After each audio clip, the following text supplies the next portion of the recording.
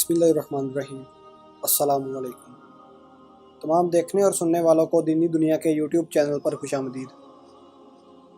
مولا علی کرم اللہ وجل کریم کے متعلق آپ صلی اللہ علیہ وآلہ وسلم کا ارشاد ہے کہ میں علم کا شہر ہوں اور علی اس کا دروازہ ہے۔ جناب علی علیہ الصلوۃ والسلام نے علم سیدہ معلم کائنات محمد مصطفیٰ صلی اللہ علیہ وآلہ وسلم سے سیکھا اور آپ کی ساری زندگی آپ کے ساتھ رہے۔ ایک دفعہ یہودیوں کی ایک جماعت مولا علی رضی اللہ تعالیٰ عنہ کے پاس آئی۔ وہ جناب علی رضی اللہ تعالیٰ عنہ کے علم اور دانائی کے مقام سے واقف تھے اور نادان یہ سوچ کر آئے تھے کہ اگر کسی طریقے سے وہ مولا کو علمی بنیاد پر شکست دے دیں تو اس سے مسلمانوں کو شرمندگی ہوگی اور ہر طرف ہمارا ڈنکا بجنے لگے گا۔ چنانچہ اس جماعت نے منصوبہ بنایا کہ ہم مولا علی علیہ السلام سے مشکل سوالات کریں گے تاکہ وہ ان کا جواب نہ دے پائیں۔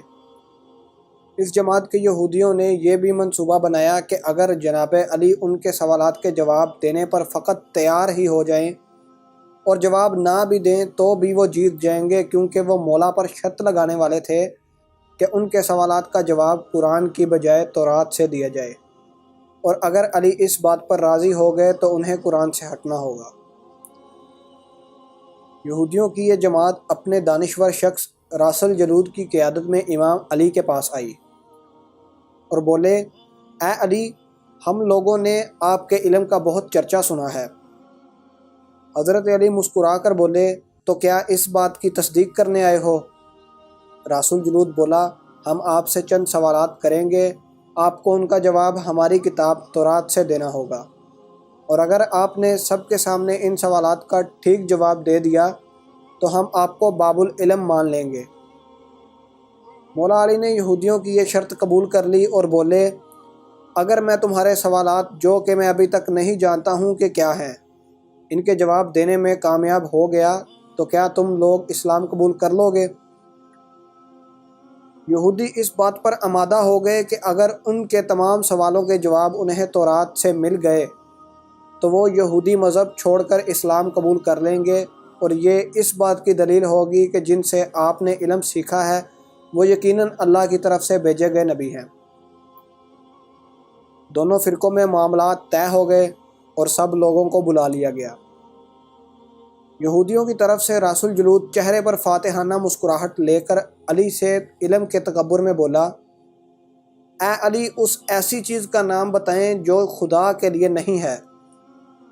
یہودی یہ جانتے تھے کہ مسلمانوں کی کتاب میں درج ہے کہ ہر چیز خدا کے لیے ہے، اور اس بات کا جواب علی کے لیے دینا ناممکن ہوگا۔ مجمع میں بیٹھے تمام افراد سوچ میں ڈوب گئے کہ کائنات میں کوئی ایسی چیز بھی ہے جو خدا کے لیے نہ ہو۔ تب مولا علی نے بغیر کسی توقف کے فرمایا، تم جاننا چاہتے ہو وہ کون سی چیز ہے جو اللہ کے لیے نہیں ہے؟ تو اس کا جواب شرک ہے۔ اللہ ہر قسم کے شرک سے پاک ہے۔ تمام مجمع جو بیٹھا سن رہا تھا بے ساختہ واہ واہ کہہ اٹھا۔ تو راسل جلود نے دوسرا سوال کیا اور بولا، اے علی، یہ بتائیے کہ وہ کون سی جگہ ہے جہاں اللہ موجود نہیں ہے؟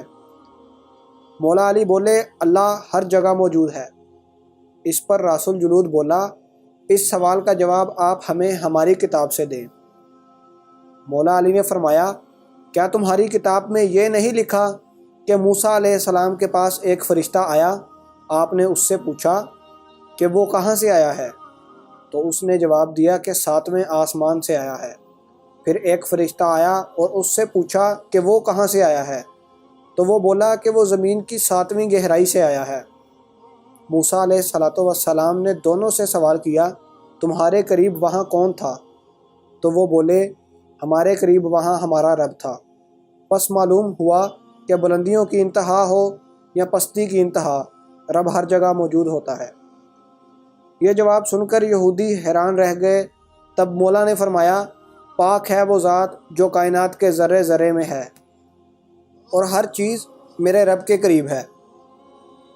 تیسرا سوال یہودیوں نے پوچھا، یا علی، یہ بتائیں وہ کون سی چیز ہے جو رب کے قریب نہیں ہے؟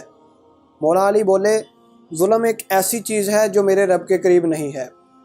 تیسرا جواب ٹھیک ہونے پر راسل جلود تھوڑا پریشان ہوا اور اپنی حکمت عملی بدل کر علمی سوال کرنے کی بجائے مولا سے تاریخی سوال کیا اور بولا، اے علی، اس چشمے کا نام بتائیں جو زمین پر پہلی مرتبہ جاری ہوا۔ مولا علی بولے، اس چشمے کو چھوڑو، پہلے میں یہ نہ بتاؤں کہ تمہارے دل میں کیا ہے؟ اور تمہارے دل میں یہ ہے کہ وہ چشمہ بیت المقدس کی ایک چٹان کے نیچے ہے۔ رسول جلود کے منہ سے بے ساختہ ہاں نکلا تو مولا علی بولے، آج اپنی اصلاح کر لو، کیونکہ زمین پر بہنے والا پہلا چشمہ وہ نہیں ہے جسے تم سمجھتے ہو، بلکہ زمین پر بہنے والا پہلا چشمہ وہ ہے جس سے حضرت خضر نے پانی پیا تھا اور اسے آب حیات جاری ہے۔ یہودیوں نے اس جواب کے بعد ایک اور تاریخی سوال کیا اور بولے، یہ بتائیں وہ کون سا پہلا پتھر ہے جو آسمان سے زمین پر اتارا گیا؟ اس سوال پر مولا علی بولے، تم لوگوں کے ذہنوں میں پہلا پتھر وہ ہے جو بیت المقدس میں نصب ہے، لیکن تم یہ بات بھول جاتے ہو کہ خانہ کعبہ بیت المقدس سے کہیں پرانا ہے، اور حجر اسود اسی وقت نصب کیا گیا جب خانہ کعبہ پہلی دفعہ تعمیر ہوا تھا، اور وہی پہلا پتھر ہے۔ یہودی آپ کے جوابات سن کر ہمت نہ کر سکے کہ انہیں غلط قرار دیں، کیونکہ آپ ان کے جوابات انتہائی دلیل کے ساتھ دے رہے تھے اور ان کی اصلاح بھی کرتے جا رہے تھے۔ تب ان کی رہنما نے ایک اور مشکل سوال کیا اور بولے، یہ بتائیں وہ کون سی چیزیں ہیں جو مسلسل کم اور زیادہ ہو رہی ہیں؟ مولا علی بغیر کسی توقف کے بولے، تم اپنے ماہ و سال غور نہیں کرتے کہ ہر دن اور رات آنے والے دن اور رات سے پہلے مسلسل کم ہوتی ہے اور پھر مسلسل زیادہ؟ رسول جلود نے اس پر ایک اور سوال پوچھا، بولا، زندہ رہنے کی پہچان سانس لینا ہے۔ کیا کائنات میں کوئی چیز ایسی بھی ہے جو سانس لیتی ہے مگر زندہ نہیں؟ حضرت علی نے فرمایا، جانتے ہو نا، کتاب میں لکھا ہے کہ صبح جب نکلتی ہے تو سانس لیتی ہے، حالانکہ صبح کے پاس نہ روح ہے اور نہ جان۔ یہ سن کر وہ جلدی جلدی بولا، اچھا یہ بتائیں زمین کا کون سا حصہ ہے جہاں سورج کی کرنیں ساری زندگی میں صرف ایک دفعہ پڑیں اور پھر کبھی نہیں پڑیں؟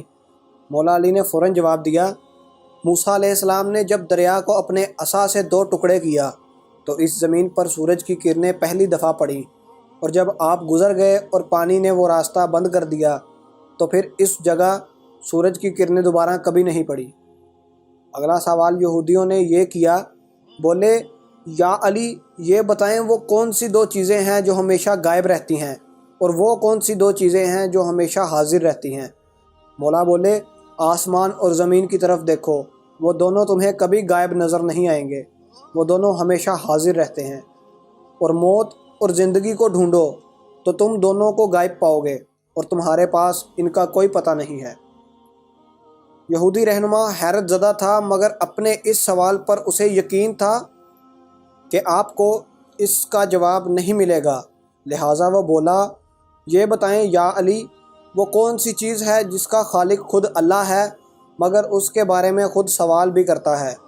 مولا علی بولے، موسیٰ علیہ السلام کے عصا کا خالق خود اللہ ہے، اور اس عصا کے بارے میں اس نے خود موسیٰ سے سوال بھی کیا اور پوچھا، موسیٰ، یہ آپ کے ہاتھ میں کیا ہے؟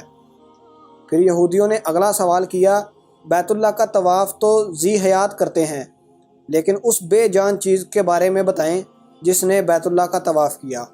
مولا علی بلا توقف بولے، کشتی نوح ایک ایسی بے جان چیز ہے جو طوفان کے دوران اس مقام پر پہنچی جہاں بیت اللہ ہے، تو اس نے اس کے گرد 7 چکر طواف کیا۔